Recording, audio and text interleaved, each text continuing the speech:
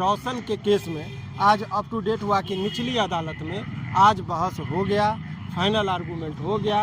अब वो निर्णय जो है सो जज साहब लिखाएंगे और तब वो इंटरनेट पर वो दिया जाएगा। ऐसा है कि सर हमें न्याय के रास्ता पे मेरा बच्चा को फंसाया गया है और मुझे कानून इंसाफ दे, कानून पर मुझे भरोसा है। ये जन्म प्रमाण पत्र वो गलत दी थी, ये भी आज वो रिकॉर्ड पर ये आ गया। ये नगर निगम पटना का जो है सब रजिस्ट्रार के जन्म और मृत्यु का जो देते हैं उसने ये निर्गत किया था। तो यही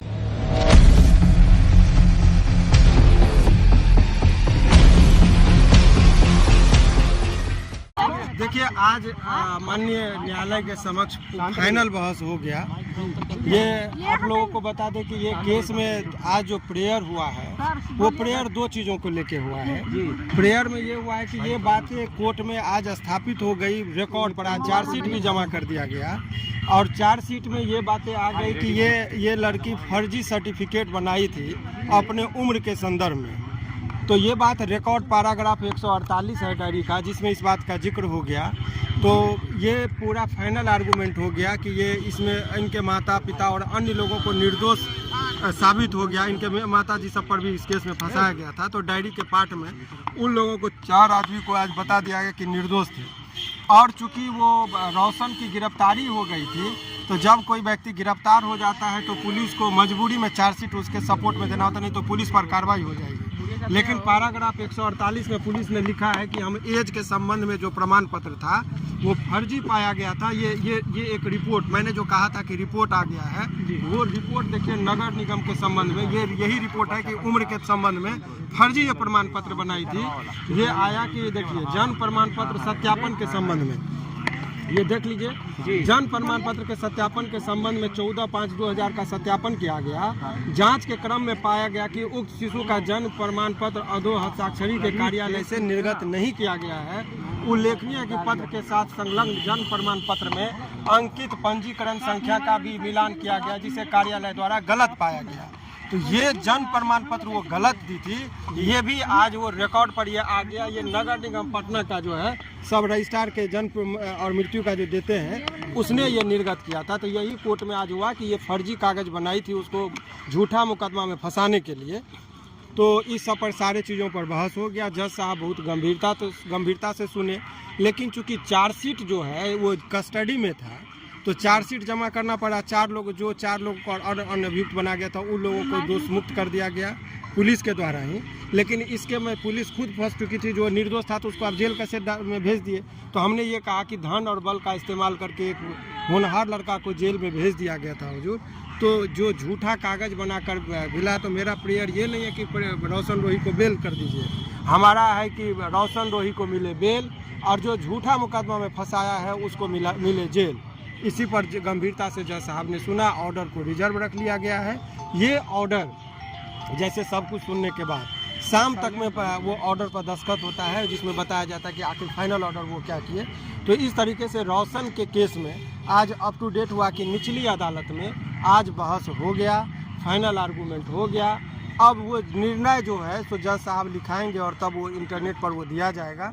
तो आज शाम तक में आप लोगों को पता चल जाएगा कि अब इनके संबंध में यदि वो एज प्रमाण पत्र, चूँकि हमने एक ऐसा मांग कर दिया है कोर्ट में कि इनको बेल के साथ साथ जो पीड़िता ने झूठा और फर्जी सर्टिफिकेट बनाया था उनको जेल होना चाहिए। तो इसके संबंध में वो न्यायालय को यदि लगेगा कि नहीं यहीं से हमको करना है तो ठीक है, अन्यथा उनको लगेगा कि नहीं हाई कोर्ट से भी वो संदर्भ ले, चूँकि ये तो प्रमाणित हो गया कि उसने फर्जी प्रमाण पत्र लगाया था।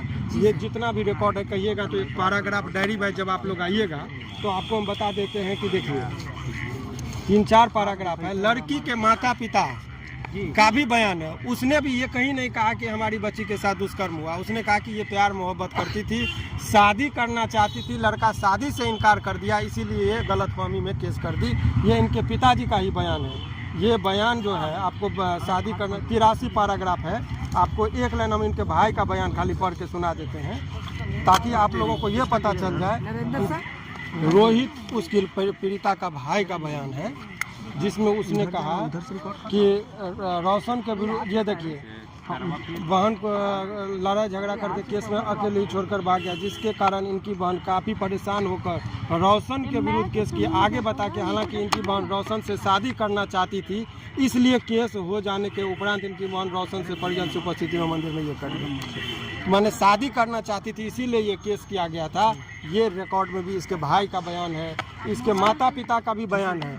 आपको बताइए किसी भी एक बहुत ही अच्छी बात है, इनके माता पिता के प्रति भी हम आभार हैं कि आज तक वो कभी कोर्ट में नहीं आए, क्योंकि वो भी नहीं चाहते थे कि कोई व्यक्ति झूठा मुकदमा में केस में फंसे। तो इनके इसमें डायरी जब पुलिस उनके माता पिता के पास गई, अब किसी भी व्यक्ति के साथ इतना बड़ा घटना किसी के बच्ची के साथ हो जाएगा तो उसके माता पिता सबसे आगे रहेंगे। लेकिन लड़की के माता पिता ने कोर्ट में भी और थाना पर भी आने से इनकार कर गए और वो बोले कि नहीं, इस तरह का केस जो है हमारा बहुत, पुलिस लिखती है कि हम बहुत खुशामद किए कि बयान दीजिए आपके बच्ची के साथ क्या हुआ। तब बोली कि ये प्यार मोहब्बत था, शादी नहीं किया इसीलिए हमारी बच्ची ने केस कर दी।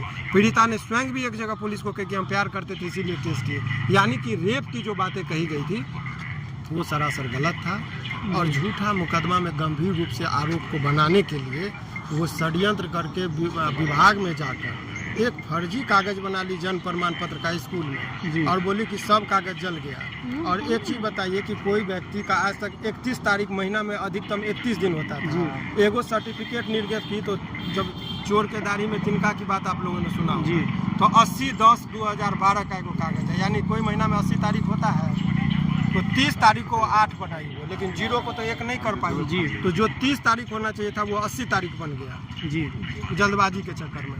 तो जज साहब भी उसको बहुत गंभीरता से लिए, बहुत गुस्सा हो गए वो कि अपने भाव को तो वो बताते हैं। तो इस तरीके से इस पूरे केस में शाम तक का इंतजार करिए।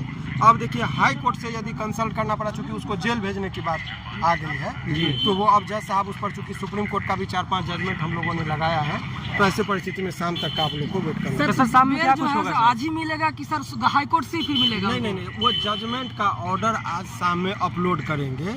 तो जो हम लोगों ने जो प्रेयर किया है, फैब्रिकेटेड किया है, क्या वो इंडिपेंडेंट जांच एजेंसी को देना चाह रहे हैं कि क्या कर रहे हैं, तो ये लोअर कोर्ट का पैटर्न होता है कि वो जैसे हाई कोर्ट सब में हम लोग को तुरंत बहस किए तुरंत ऑर्डर लिखा दिया जाता है, लेकिन डिस्ट्रिक्ट कोर्ट में ऐसी पैटर्न नहीं है। वो सारे बात को सुन के वो लिख लेते हैं, शाम में वो बता देते हैं कि हम अलाउ किए कि डिसअलाउ किए। शाम में क्लियर पड़ जाता है। तो शाम तक का इंतजार करिए जब वो फाइनल ऑर्डर होगा। लेकिन इनके पिताजी भी थे, बहस के दौरान क्या हुआ, रोशन रोही के पिताजी हैं, वो आपको बताएंगे। चलिए पिताजी क्या बोलेंगे, क्या हुआ है सर? हम तो कानून पर भरोसा, कानून मुझे इंसाफ दिलाएंगे और सर पर विश्वास है कि सर हमें न्याय के रास्ता पे मेरा बच्चा को फंसाया गया है और मुझे कानून इंसाफ दे, कानून पर मुझे भरोसा है। चलिए हम बात करेंगे, एक बात सवाल करेंगे। रोशन रोही के आप पिताजी हैं, इतने सारे तारीख पे आप आए, लेकिन आज के तारीख में आपके आंखों में काफी नमी था, काफी भावुक थे कि कहीं न कहीं आज मेरा बेटा जेल से बेल पर बाहर आएगा।